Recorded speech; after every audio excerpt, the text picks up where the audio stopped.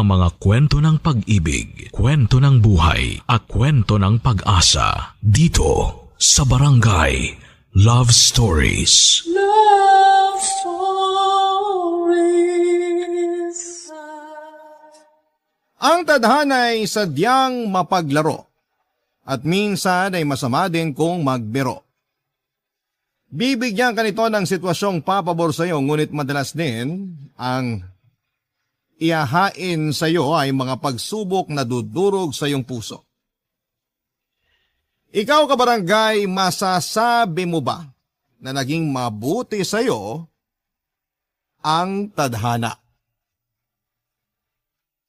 Dear Papa Dudut, isang mapagpalang araw po sa inyo at sa inyong mga tagapakinig na palaging nakaabang sa bagong kwento ng pag-ibig, buhay at pag-asa tulad ko. Bilang isang tagapakinig din ng iyong programa ay nakagagaan sa loob, lalo na doon sa mga mabibigat ang pinagdaraanan.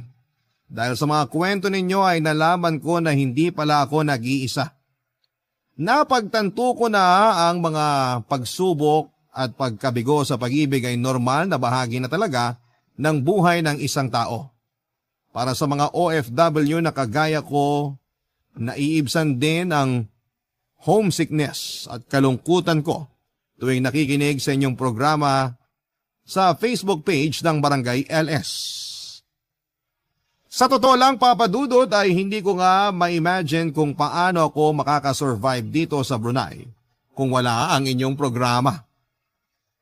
Ako po si Liza, single, 35 years old, taga Quezon City, pero 2 years nang nagtatrabaho sa Brunei bilang Customer Relations Executive. Ang sabi nila ay medyo hawig ko raw si Lexi Gonzalez. May pagkatsinita, payat, morena at matangos din ang ilong. Papa Dudut, mag-best friend kami ni Baron noong college. At pagkatapos nga ay naging kami rin. Siguro'y nakatulong din yung pagiging active namin sa church kaya tumagal kami ng 7 years. Sa katunayan, sa unang taon pa lamang ng relasyon namin ay may long-term plans na kami. 2 anak lang ang gusto namin at mag-iipon kami para makabili ng isang bahay sa subdivision sa Laguna. Magpapakasal lamang kami kapag pareho na kaming may 7 digits na ipon. At dahil matagal na rin kaming magkarelasyon, sobrang mature na naming mag-isip. Pero dahil ideal man ko siya at medyo kahawig niya si Jack Roberto na ultimate crush ko ay kinikilig pa rin ako sa kanya. Para makaipon ka agad at makapagpakasal na ay naisipan na namin noon na magtrabaho abroad. Pareho pa kami noong nagtatrabaho bilang admin staff sa magkaibang kumpanya habang naghihintay na matanggap sa inaplayan naming trabaho sa Brunei. Ang plano, kahit sana 5 taon lamang kaming magtrabaho doon, takot ako sa long distance relationship. Marami na kasing couples ang hindi nag-work ang relasyon dahil malayo sila sa isa't isa. Kadalasan pa ay hindi nawawala yung issue ng cheating. Kaya naman panay dasal ko noon na matanggap kaming pareho. May kaibigan kasi ako na nagtatrabaho sa Brunei at siya rin yung tumulong sa amin ang panahon na yon. Kahit nga sana hindi kami same company, basta yung pwede kaming makaalis ng halos sabay lang. May kamahalan din kasi ang renta sa mga apartment doon lalo na't nasa central area yung pagtatrabahuhan namin kung sakali. Kaya naisipan namin na mas maganda kung makakapag-share kami sa isang paupahan lang. Papa Dudut.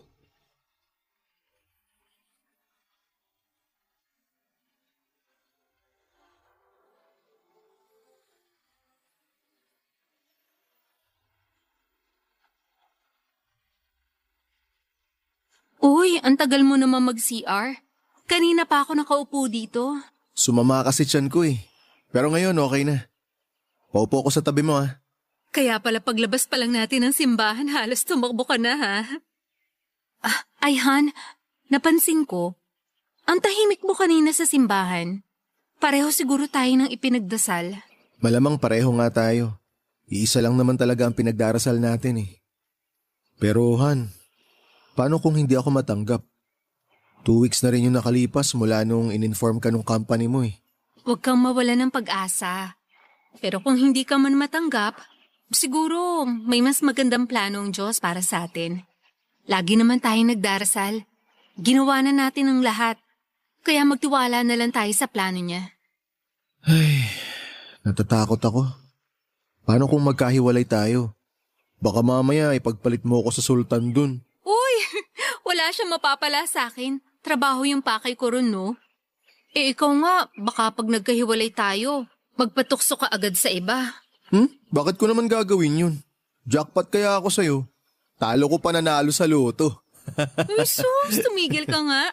Kinikilig pa naman ako pag ganyan ka. Sino ba namang hindi kikiligin sa isang kamukha ni Jack Roberto? Wow, talaga lang ha. Baka Jack Roberto na nakakain ng panis na kanin. Ako, pasalamat ka, mahal kita. Pero Han, seryoso. Malabong mangyari na maging LDR tayo. Paano ka naman nakakasiguro? Kasi, Kasi ano? Ituloy mo na lang kasi. Han, natanggap ako. Totoo? Oh my gosh, magkakasama na tayo! Sabi ko naman sa'yo magtiwala lang tayo. Tsaka kumapit sa dasal. Bakit kanina parang nawawalan ka na ng pag-asa? Siyempre, pinaprank kita kaya kailangan kong umarte ng konti. Hindi talaga ako sa CR galing kanina. Ikaw nagsisinungaling ka na. Kaya nga prank Ikaw talaga. Saan ka naman nakakita na nagprank na sinabi agad yung totoo? Nakakainis ka. Nalungkot pa naman ako kanina. Akala ko talaga. Baka naman kasi pinanghinaan ka na rin ng loob tapos di mo lang sinasabi sa akin. Uy, hindi Pero saan ka nga galing kanina? Yun na nga, may sinagot lang akong tawag kanina. Tawag na may dalang good news. Ay, buti na lang no. Hindi ko talaga ma-imagine na magiging LDR tayo. Ang hirap nun. Lalo na nasanay na ako na lagi tayong magkasama. Sayang. Excited pa naman sana ako mambabae habang wala ka.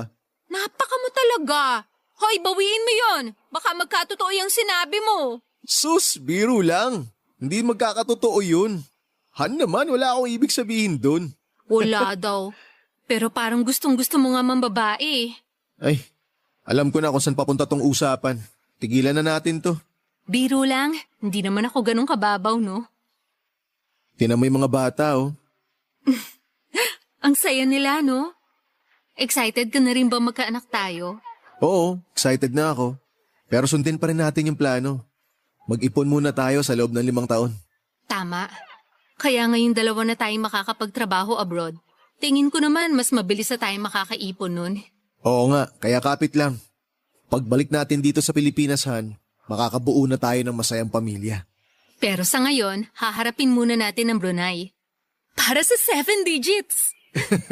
Tama, para sa 7 digits. Natanggap si Baron sa isang media company sa Bandar Seri Begawan bilang video editor. Kahit medyo magkalayo yung building na pinapasukan namin ay hindi naman yon naging problema dahil iisang studio type apartment naman yung uuwian namin ng panahon na yon. Maayos naman yung naging takbo ng buhay namin doon sa mga unang buwan, Papa Dudut. Kahit na nakapunta na ako sa Hong Kong noong bata pa ako ay natuwa at na-excite pa rin ako na makarating sa ibang bansa. Si Baron naman ay first time pa lamang niya na makalabas ng bansa kaya sobrang saya niya noon, Papa Dudut. Yung unang 3 buwan namin, kinalimutan na muna namin ang pagtitipid at mga strict plans namin. Every weekend ay namamasyal kami, nagdi-dinner sa mga masasarap na kainan. Para kaming mga nanalo sa loto at hindi na muna inisip ang pera at pag-iipon. Katwiran namin magkasama naman kami at ilang taon pa ang itatakbo ng mga kontrata namin doon. Maayos naman ang lahat ng panahon na yon. May mga pagkakataon nga na hindi ko maiwasang mapaisip na parang too good to be true yung mga nangyayari sa amin. Kung usapang pinansyal ay okay na okay kaming dalawa, Papa Dudut. Wala rin naman kaming problema sa kumpanyang napasukan namin. Pero siguro nga ay tama yung kasabihan na kapag may mga magagandang bagay na sunod-sunod na nangyayari ay palagi itong may bawi. At yun nga mismo ang naganap sa aming dalawa, Papa Dudut.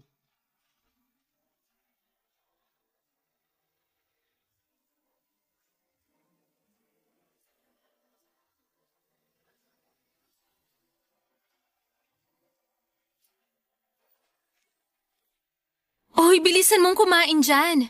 Manonood pa tayo ng movie mamaya. Eto naman.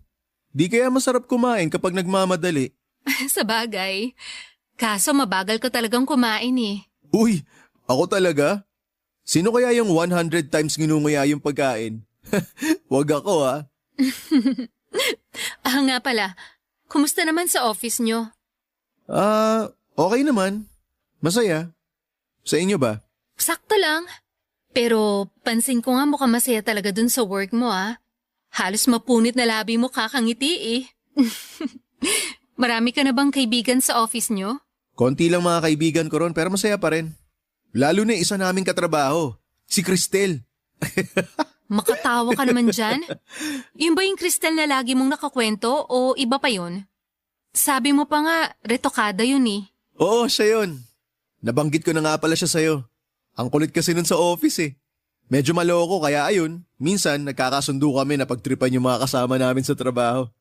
Ganun na kayo ka-close? Di pa naman kami ganun ka-close. Pero yun nga pala, may nakwento siya sa akin.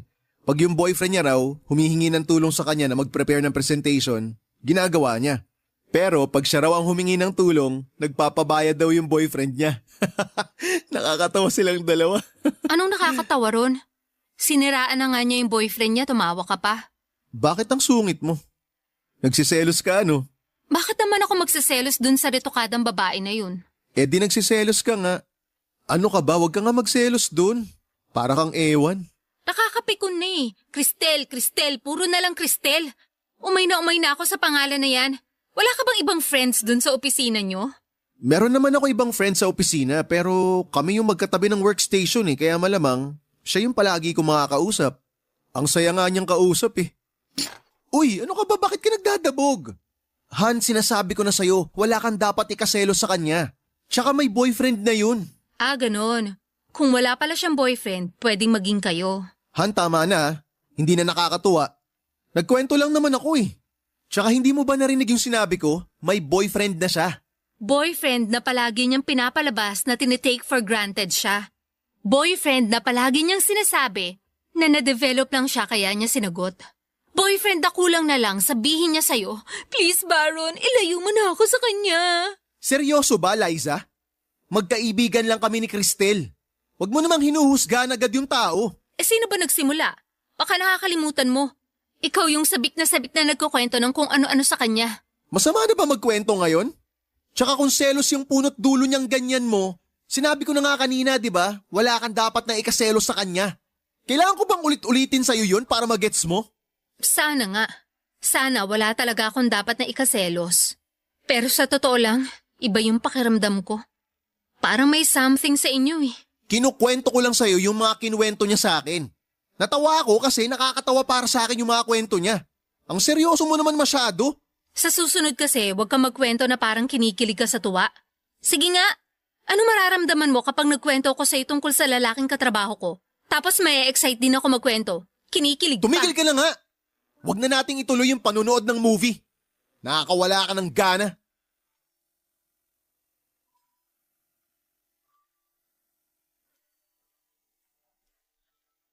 Alam ko na medyo wala ako sa lugar ng mga oras na yon dahil sa pagsiselos ko, Papa Dudut. Pero sa tagal na rin naming magkarelasyon, kabisado ko na nga ang kilos niya, ang pagkatao niya kung paano siya mag-react sa mga bagay-bagay at kung anong mga bagay ang nagpapairita sa kanya. At kahit minsan ay hindi ko siya nakitang ganon ka-excited na magkwento at ganon ka-interesado sa isang tao. Yung tipong nakangiti siya tuwing nababanggit niya si Cristel. Hindi lang kasi isang beses niyang nakwento yung tungkol sa katrabaho niyang yon. May punto na halos araw-araw na. Lagi siyang may bagong kwento at hindi rin nawawala yung excitement niya. Ramdam ko noon sa tono niya na may kakaiba na sa kanilang dalawa ni Cristel. Hindi niya man aminin, pero hinala ko noon na madalas na silang nagkakausap. Baka nga hindi lang tuwing nasa opisina. Ni minsan ay hindi pa nagkamali ang instinct ko kaya kinabahan na rin ako ng panahon na yon. Matapos yung pagkatalo namin na yon ni Baron ay medyo nag-iba na yung pakikitungo niya sa akin, Papa Dudut. Hindi rin niya ako kinakausap at parang iniwasan niya yung presensya ko. Ikinalungkot ko naman yon ng sobra dahil hindi ako sanay na ganun siya sa akin, Papa Dudut. Barangay Love Stories. Barangay Love Stories. Papa Dudut, ilang araw matapos ang insidenteng yon ay nagkabati na rin kaming dalawa ni Myron. Para hindi na kami magtalo pa ay hindi ko na binabanggit noon ni Baron ang pangalan ni Cristel tuwing magkasama kami. Pero sa halip na mapanatag ay mas lalo akong nag-isip ng kung ano-ano dahil doon ay naging paranoid na ako. Maraming beses na akong nag-overthink at iniisip ko na sana pala'y pinigilan ko na lamang ang sarili ko. Sana'y nag-abang at nagmasid na lamang ako noon. Dahil aware na si Baron sa pwede kong isipin noon ay napansin ko na mas nag-ingat na siya. Noong mga panahon na yon ay unti-unti akong kinain ng paranoia at insecurity. Alam ko naman sa sarili ko na hindi naman ako pangit para ma-insecure kay Cristel. Pero sa mga kwento noon ni Baron ay parang mas masaya siya pag yon ang kasama niya. Sa kaloob-looban ko ay alam kong may mali. Sabi nga nila ay malakas daw ang kutob ng mga babae. Sa pagkakataong yun ay dinaan ko na lamang sa dasalang lahat. Ipinagdasal ko sa Panginoon na sana kung wala naman akong dapat na ikaparanoid noon, ay alisin niya yon sa aking pakiramdam. Pero kung meron man, sana'y makumpirma ko rin kaagad. At mukhang dininig naman kaagad ang panalangin kong yon nang minsan kaming magawin ang katrabaho ko. At kalaunat naging kaibigan ko na rin na si Eka sa isang fast food sa Brunei, Papa Dudut.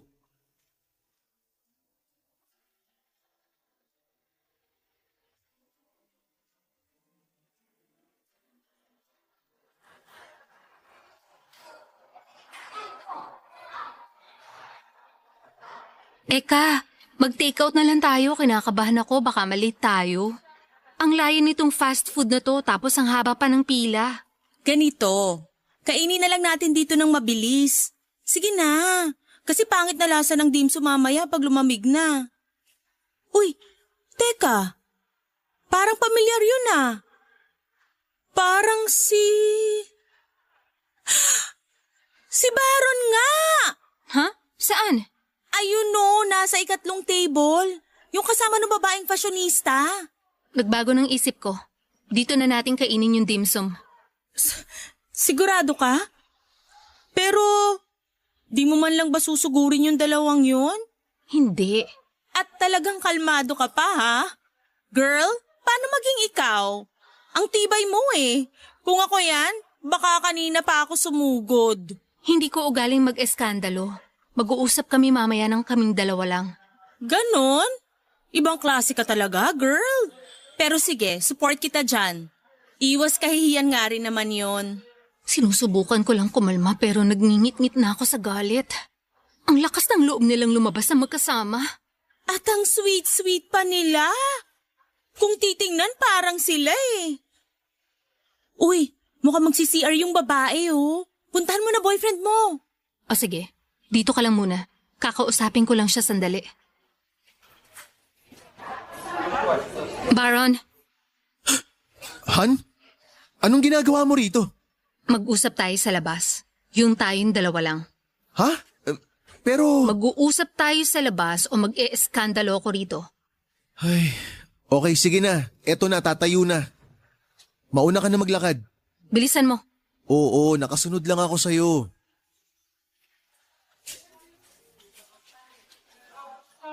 Bakit magkasama kayo nung Cristel na yon? Hindi kami magkasama. Nagkataon lang na pareho kami ng pupuntahan kaya nagsabay na kaming kumain. Wala namang masama ron. Walang masama. Eh ang sweet-sweet nyo nga kanina. Nagsusubuan pa kayong dalawa? Pwede ba hinaan mo yung boses mo? Please naman. Baka pagtinginan tayo ng mga dumaraan dito. Nakakahiya. Ako pa ba yung dapat mahiya? Ang kakapal na mukha nyo? Hindi ba sabi mo may boyfriend naman yung babaeng yon? Meron nga. Tsaka ano bang ipinuputok ng butsi mo? Magkaibigan lang naman kami ni Cristel. Nagkataon lang na magkasabay kaming kumain dito tapos pag-iisipan mo pa ng masama? Kahit sino sa mga nakakita sa inyo kanina, walang maniniwala na magkaibigan lang kayo. Tama na nga. Mamaya na lang natin pag-usapan to pag-uwi. Nakakairita bang marinig yung katotohanan? Ang lalandi nyo! Talagang hindi na kayo naihiyang ipakita sa ibang tao na nagkakamabutihan na kayo habang tayo pa! Nasabi ko na yung dapat kong sabihin. Magkaibigan lang kami. Kung bibigyan mo yun ng ibang kulay, problema mo na yon. Kung bigyan kaya kita ng problema, Ikaw yung problema dito. Pinag-iisipan mo kagad na masama yung katrabaho ko. hindi sana kita kinukumpronta ngayon kung hindi lang parang higad daw kumakapit sa'yo yung babaeng yun. Ang mas nakakatawa rito, hinayaan mo lang siya na lumingkis sa'yo kahit na may karelasyon kayo pareho. Ano ba? Sabing tigilan mo na si Cristel eh. Totoo naman yung sinabi ko. Magkaibigan lang kami. Huwag ka na magsinungaling. Sa tingin mo, base dyan sa reaksyon mo ngayon? Hindi pa ba sapat na pruweba yung nakita ko kanina para patunayang manluloko ka? Kapag hindi ka pa tumigil, hihiwalayan na kita. Ano? Ulitin mo nga yung sinabi mo? Hihiwalayan mo ko para sa babaeng yon? Wala akong sinabi na para sa kanya. Ayusin mo yung isip mo dahil masyadong marumi. Ngayon, kung wala ka ng magandang sasabihin, bumalik ka na ron sa kasama mo sa loob. Bakit ikaw? Saan ka pupunta? Sa malayo. Sa hindi kita makikita. Makalipas ang 2 linggo ay nakipag-cool off sa akin si Baron Papadudut. Halos hindi pa rin maproseso ng isipan ko yung mga nangyari. Sa 7 taon na relasyon namin na hindi ko akalaing sa ganun lang hahantong ang pinagsamahan namin. At dahil pa sa isang babaeng retokada. 7 taong kaming nagtatawagan ng Han tapos ay bigla na lamang kaming bumalik sa first name basis namin. May mga pagkakataon din naman noon na nagkakatampuhan kami pero hindi kami umabot sa punto na kailangan naming mag-cool off. Ang sabi ng iba ay parang nag-break na rin daw pag nag-cool off. Pero para sa akin, may pag-asa pa naman ng relasyon namin noon, kaya ibinigay ko na lamang din yung space na kailangan niya para makapag-isip-isip siya. Dahil nasa isang maliit na studio type apartment lamang kami at nagsishare sa isang kama, sobrang hirap at napaka-awkward ng sitwasyon naming dalawa, Papadudut. Halos hindi na kami nag-uusap at nagkikibuan lamang kami kapag oras na ng bayaran ng mga bills. Ganon kami ng halos 1 buwan. Pero sa kabila noon ay umasa ako na mapagtatagumpayan namin ang pagsubok na yon. Batid ko naman na lahat ng relasyon ay dumaraan sa mga hindi pagkakaunawaan pero kalaunan ay naayos din naman. Nagtiwala ako at naniwala na mahal pa rin ako noon ni Baron Papadudut.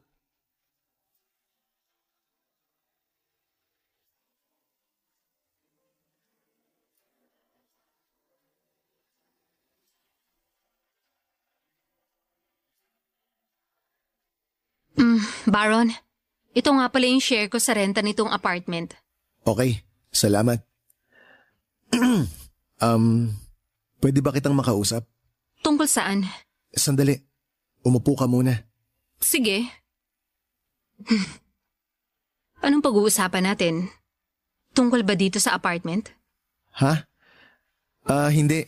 Hindi tungkol dun. Ano pala? Siguro kailangan na nating formal na gawin to. Formal na gawin ng alin? Yung cool off natin. Sa tingin ko, kailangan na nating formal na maghiwalay. Maghiwalay? Bakit? Pasensya ka na pero sa tingin ko, hanggang doon na lang talaga yung relasyon natin. Kaya tayo nag-cool off para makapag-isip-isip, di ba? At yun na nga yung napag-isipan kong gawin. Pero gusto ko lang sabihin na... Wag na. Kung ano man yung sasabihin mo, wag na. Gets ko. Gets ko na. Paanong gets mo na? Baka iba na naman yung iniisip mo. Bakit? May iba pa bang pwede maging dahilan? Yun lang naman yun eh. Na-fall out of love ka sa akin. Tapos na in love ka kay Cristel. Ganon kasimple, di ba? Kaya wag ka na magsayang ng oras para magpaliwanag. Kita mo na, pinangunahan mo na naman ako. Ano? Ano pang dahilan mo? Huwag kang mag-alala. Inaasahan ko na rin namang sasabihin mo yun. Hindi ko lubos maisip na mangyayari pa pala to.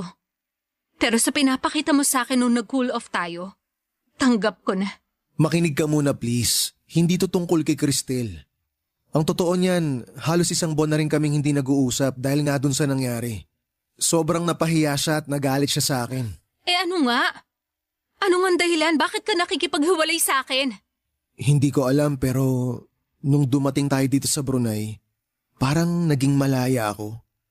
Parang naging ibang tao ako bigla. Yung tipong ang dami ko pa palang hindi nakikita sa mundo at hindi pa na-experience. At ayaw mo nang isama ako sa pag-explore mo. Yung tingin mo ba sa akin? Isang malaking hadlang para sa mga bagong karanasan mo? Ganon ba? Hindi naman sa ganun.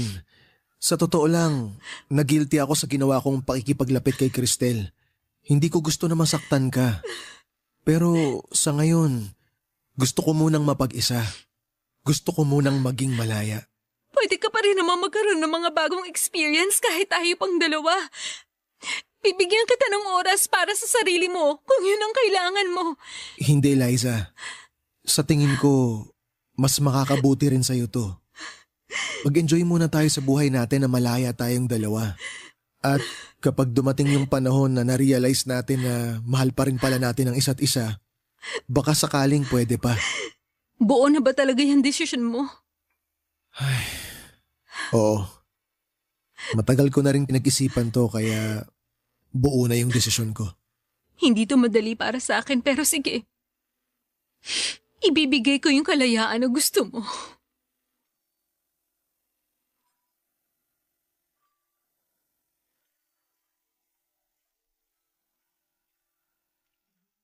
Papa Dudut, tama nga yung sinabi ni Baron na hindi nga para kay Cristel yung hiningi niyang kalayaan sa akin. Kalaunan ay natuklasan ko na nagkaroon na rin pala ng ibang boyfriend si Cristel habang si Baron naman ay nanatiling single. Madalas nang lumalabas si Baron kasama ang mga katrabaho niya. Kadalasan ay late na siyang umuuwi. Naisip ko nga noon kung hindi ba nangihinayang si Baron sa mga ginagastos niya tuwing lumalabas siya dahil parang hindi na siya nangingiming magsunog ng pera. Pero napagtanto ko rin naman kung bakit hindi siya nangihinayang sa gastos. Kung bakit hindi na niya kailangan pang magtipid. Yun ay dahil hindi na niya kailangang mag-ipon ng mabilis dahil wala na naman siyang hinahabol na kasal. Wala na nga pala kami. At habang masaya siya sa naging buhay niya mula nang maging malaya kami, sa isa't isa ako naman ang nagpaiwan. Walang ginawa kundi ang magmukmok na lamang sa apartment tuwing wala akong pasok. Nakikiramdam kung nakauwi na ba siya at kung masaya ba siya noong bumalik dahil may babae siyang nakilala. Halos lahat ng oras ko noon tuwing nasa apartment ako ay nakatuon na lamang sa kung anong nangyayari sa kanya. Lihim ko siyang inoobserbahan at hindi ko naman maiwasang gawin yon dahil magkasama pa rin kami sa ilalim ng iisang bubong. Masaya naman ako para sa kanya, lalo na't maayos naman kaming naghiwalay, Papa Dudut. Nalungkot lamang ako sa parteng parang mas naging masaya yung buhay niya nung hindi na kaming dalawa magkasama, Papa Dudut. Barangay Love Stories. Barangay Love Stories. Ang sakit-sakit, Papa Dudut. Kasi kaya lang naman kami nag-abroad ni Baron ay para makaipon kaagad para sa pagpapakasal at para sa future naming dalawa. Dahil takot na takot kami ni Baron na hindi namin kaya ang long distance relationship. Ginawa namin ang lahat ng pwede naming magawa para lamang hindi kami magkalayo. Pero sa kabila ng ilang taong pagsasama naming dalawa, sa lahat ng pagod at pag-aalaga sa relasyon na meron kami, ay sa hiwalayan din pala babagsak ang lahat. Hanggang sa dumating yung araw na hindi ko inaasahan. Pagka-uwi ko galing trabaho, may naabutan akong mga tao sa apartment namin na inilalabas yung kama na tinutulugan namin ni Baron. Napundar namin yung kama na yon noong magtrabaho kami noon sa Brunei. Pagpasok ko sa unit ay tumambad sa akin ang dalawang kama na nasa magkabilang side na ng apartment. Saka ko lang noon na-realize na wala na nga talaga kaming pag-asa na muli pang magkabalikan.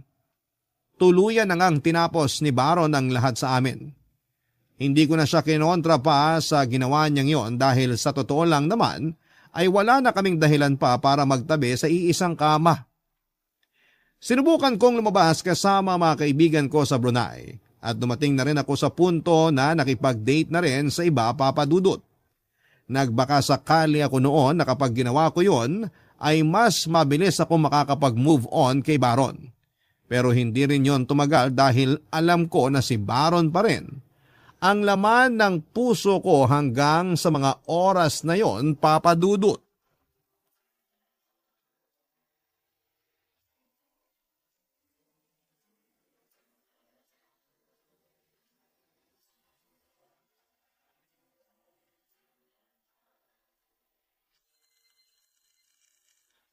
Tumatawag na naman tong si Eka. Mukhang alam ko na kung bakit. Sagutin ko na nga lang. Oh, napatawag ka. Girl! Hoy, kumalma ka nga. Mabibingi ako sa'yo eh. Kasi naman no, pinahirapan mo pa ako na humanap ng ide-date mo tapos hindi mo lang sisiputin. Hustisya naman sa effort ko, girl. Ikaw naman kasi nagpupumilit eh. Hindi ba nga pagkatapos ng 3 nakadate ko, ayaw ko na muna? Tapos hinanapan mo pa rin ako. Nakakainis ka. Sinayang mo yung pagkakataon. Rich kid kaya yun. Ay, sayang talaga. At ang haba ng hair mo, girl Di mo talaga sinipot yung ganun kapoging date? Iba ka. Ayoko na muna makipag-date. Kung gusto mo, saluhin mo na lang yun. Ikaw na makipag-date. Oy, loka ka? Ayoko nga, no? Loyal ako sa manliligaw ko sa Pilipinas. Talaga lang ha? Paano kaya kung ikwento ko sa kanya yung nangyari sa bar nung... Huwag mong gagawin yon. Aahitin ko talaga lahat ng buhok mo sa buong katawan mo pag nagkataon. Kasama pati pilik mata mo, girl. Sinasabi ko sa'yo. Biro lang. Pero dun sa sinabi ko na ayaw ko na muna makipag-date, seryoso ko dun. Kaya please, huwag ka na rin magpakapagod.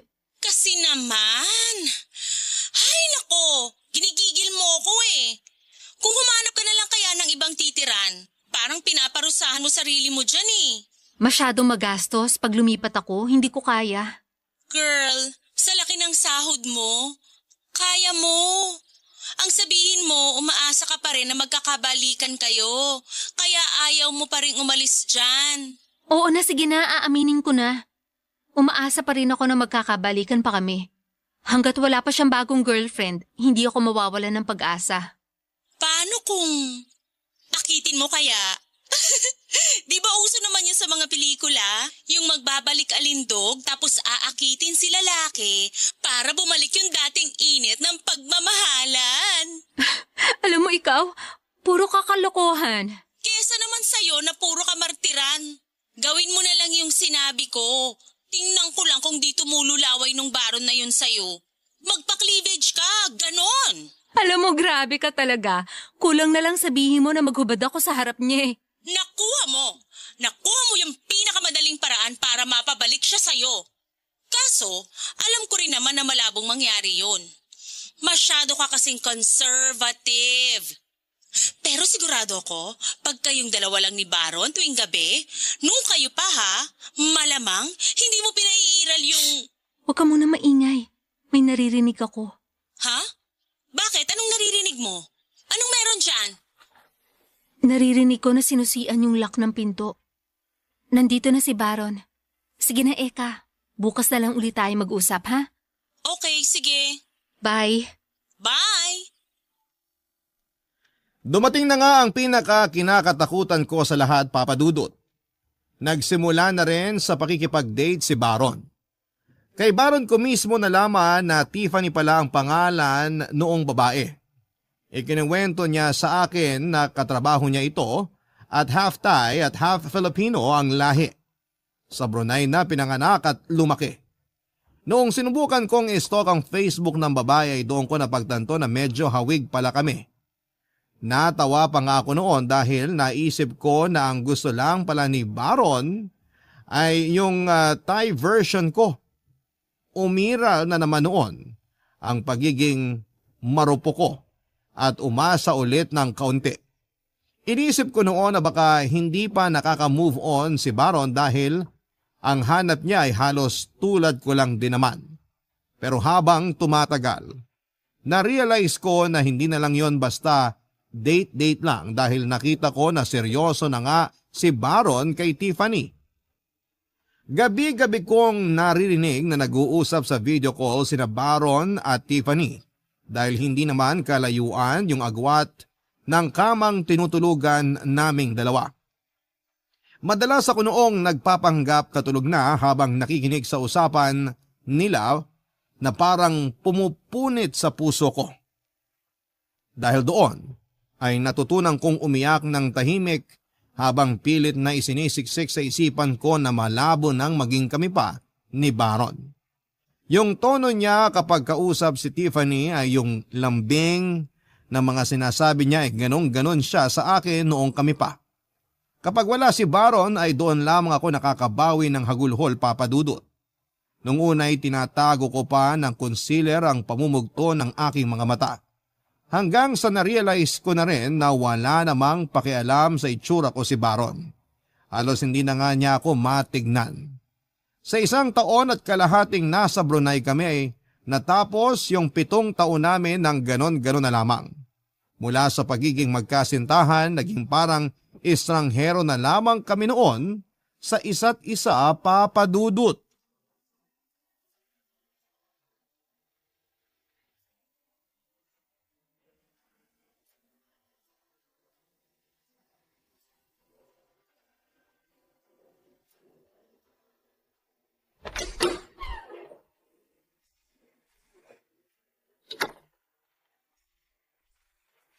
Baron, nandiyan ka na pala. Dinner ka na. Nagluto ako. Salamat, pero kumain na ako sa labas kanina. Ganun ba? O sige, pahinga ka na lang muna. Pwede naman kitang samahan habang kumakain ka. Talaga? O sige, halika upo ka. Liza, gusto rin sana kitang makausap. Tungkol saan? Hindi na ako magpapaligoy-ligoy. Liza, bala ko na kasing lumipat. Pero mga 2 buwan pa naman ako dito sa apartment. Sabihan mo lang ako kung sapat ng panahon yon para makakuha ka ng bago mong roommate dito. Ikaw ang bahala. Sige, ganito na lang. Tutulungan kita. Hahanap ako ng mga kapalit ko rito para hindi ka na mamroblema. Sige. Pero bakit? Babalik ka na sa Pilipinas? Hindi pa. Bale, ang plano ko, doon na ako titira kay Tiffany. Nag-migrate na kasi sa Taiwan yung roommate niya. Medyo mahal yung renta nila kaya doon na ako sa apartment niya titira. Alam mo, bakit hindi na lang kaya akong umalis? Ibalik mo yung dati nating kama dito para makapag-live-in na kayo nung Tiffany mo. Lubos-lubosin mo na, Baron. Nang sa ganun, buradong-burado na talaga ako sa buhay mo. Liza, huwag ka namang ganyan. Hindi ko na alam kung saan nanggagaling yung sakit eh. Kung dahil ba tinapon mo yung pagmamahal ko sa'yo nung ganun-ganun lang? O dahil sa katotohanan okay na okay ka na ngayon at parang burado na lahat na nangyari sa 7 taon na magkarelasyon tayo? I'm sorry. Sorry talaga.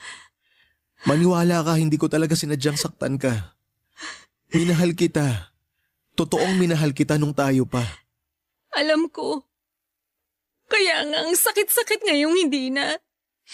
Ang sakit-sakit na makita kung gaano ka naging masaya agad nung matapos yung relasyon nating dalawa. Samantalang ako, araw-araw kinakain ako ng lungkot. Sana ganyan din ako. Sana naranasan ko rin yan para hindi ako nasasaktan ng ganito. Pwede ka rin namang makipag-date sa iba. Subukan mong ibaling yung atensyon mo sa ibang lalaki. Sigurado ako, meron at meron ka ring magugustuhan. Hindi yun ganun kadali. Nagiging mahirap lang naman lahat sa'yo kasi ayaw mo pang palayain ang sarili mo. Kailangan mong isipin na tapos na tayo. Kasi kung aasa ka pang magkakabalikan tayong dalawa, masasaktan at masasaktan ka lang ng paulit-ulit. Hindi mo kailangang ipamukha yan sa akin. Porke okay ka na, ang dali sa'yo na sabihin yan. 7 taon yun, Baron. Buti sana kung 7 buwan lang eh. Madali sana ako makaka-move on kung ganun lang kadali na naging tayo. Pero ang dami na nating plano para sa isa't isa. Lahat yun nauwi lang sa wala. Marami nang nangyari, Liza. Napag-usapan na rin naman natin yun, di ba? Pareho tayong nagdesisyon na tapusin na yung relasyon natin. Pumayag ka eh. Alam kong mahirap to para sa'yo. Pero tapos na tayo. Kailangan na nating umusad at harapin ang mga buhay natin na hindi kasama ang isa't isa. Darating yung araw na kakailanganin mo rin ng privacy kaya hindi pwedeng magkasama pa rin tayong dalawa. Sana naiintindihan mo yun. Oo. Oo, naiintindihan kita. Pero ang sakit-sakit talaga eh. Meron pa pala akong hindi nasasabi. Ano yun? Gusto sana kitang pasalamatan sa lahat-lahat. Lalo na sa pagiging mabuting girlfriend mo nung tayo pa. At sorry. Sorry dahil nagawa kitang lokohin noon. Hindi sana tayo hahantong sa ganito kung hindi ko nagawa sa iyo yun. Pero alam mo, hindi mo deserve yung tulad ko. Kaya ipagdarasal ko na mahanap mo yung totoong taong makakapagpasaya sa'yo. Pero sana, tulungan mo rin yung sarili mo. Tulungan mo yung sarili mo na makalaya sa sakit na nararamdaman mo ngayon. Susubukan ko. Sa kabila ng lahat ng bigat na pinagdadaanan ko, kalaunan ay mas nanaig pa rin naman yung pagiging practical ko, Papa Dudut. Tulad ng kontrata ko sa trabaho, may 1 taon pang natitira sa kontrata namin sa studio type apartment na hindi ko pwedeng basta na lamang takasan kahit na uwing-uwi na ako sa Pilipinas. Tinupad din naman ni Byron ang pangako niya dahil humanap siya ng roommate na makikihati sa renta ko sa apartment. At kahit na yung referral niyang yon, kaibigan ng Tiffany ay pumayag na rin ako. Mag-1 taon na mula nang mag-break kami pero hanggang sa ngayon ay hindi pa rin ako nakaka-move on. Oo, Papa Dudut, hindi na ganon kasakit kagaya ng mga nakaraang buwan. Pero sa tuwing naaalala ko si Baron, ay may kirot pa rin sa puso ko. Hindi na ako makapaghintay pa na makabalik na sa Pilipinas, Papa Dudut, at natutokso ako na sa bakasyon ko dyan next month ay mag-awol na lamang ako sa trabaho ko dito sa Brunei. Pero kapag naglalaro yon sa utak ko ay iniisip ko na down the road, ayoko rin namang mainis sa sarili ko dahil nagpa-blacklist ako sa isang bansa dahil lamang sa isang ex-boyfriend. 1 taon na lang din naman yon. Kaya susubukan ko na lamang na makagawa pa rin ng masasayang memories dito sa Brunei. Yun ay para makapag-move on na ako sa mga masasakit na alaala ni Baron.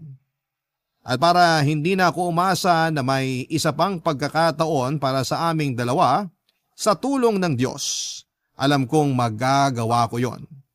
Maraming salamat po sa pagbabahagi ng aking kwento, Papa Dudut. Taos-pusong pasasalamat din po sa Barangay Love Stories para sa pagkakataong maibahagi dito sa programa ninyo ang kwento ko. Muli, isang maraming salamat sa Barangay Love Stories and God bless sa Barangay LS 97.1 Forever. Ang inyo pong forever na kapuso at kabarangay, Liza. Nagustuhan ng iyong napakinggan? Ituloy yan via live stream sa www.gmanetwork.com/radio.